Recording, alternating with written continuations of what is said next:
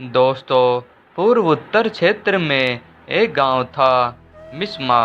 वहाँ एक अनाथ मछुआरा रहता था।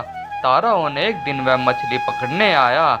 उस दिन वह मछली के स्थान पर एक नाग उसके जाल में फंस गया।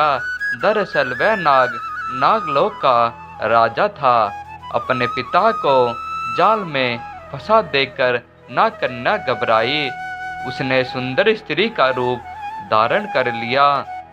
वह ताराओं के पास पहुंचकर बोली, यदि तुम मेरे पिताजी को छोड़ दोगे तो मैं तुमसे विवाह कर लूंगी। युवक मान गया और उसने नाग को छोड़ दिया। नागकन्या ने उससे विवाह कर लिया।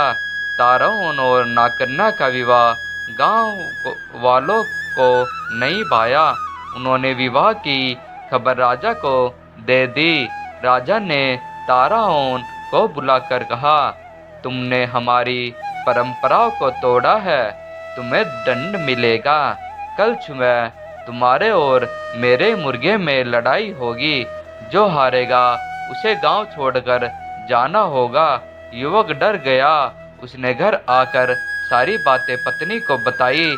नागकन्या बोली, इसमें इतना डरने की क्या बात है, मैं अभी नागलोक से एक बलवान मुर्गा ले आती हूँ।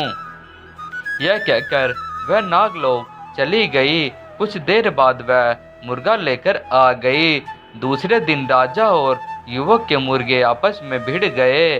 नागलोक का मुर्गा अधिक बलवान था, इसलिए राजा का मुर्गा हार गया। परंतु वह बोला, ताराओं इससे फैसला नहीं हो पाया है, अतः कल सुबह जो टोकरी नदी को उल्टी दिशा में बहा देगा वही विजयी होगा। ताराओं के लिए लोहित नदी के बहाव को उल्टी दिशा में मोड़ना असंभव था। उसने यह बात नागकन्या को बताई। उसने पति को ढूंढस बताया। डरो नहीं, मेरे पिताजी तुम्हारी मदद करेंगे। वह अपने पिताजी के पास गई। नागकन्या ने अपने पति की परेशानी बताई। पिता ने उसे सुंदर टोकरी दी। कहा, टोकरी को नदी में डालते ही धारा उल्टी दिशा में बहने लगेगी। नागकन्या अपने घर पहुंची। उसने ताराओं को सारी बातें बता दी।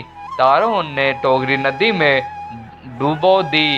इस पर तुरंत नदी का बहाव उल्टा कर राजा के महल तक पहुंच गया।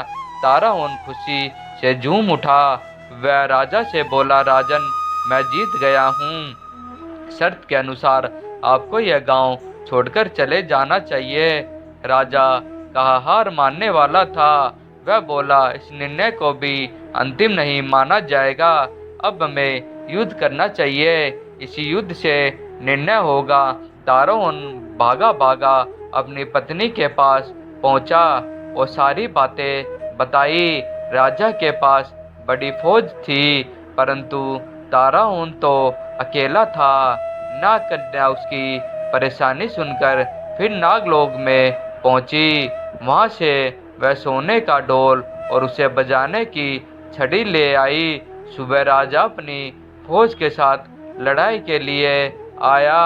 ताराओं पहले से ही तैयार था।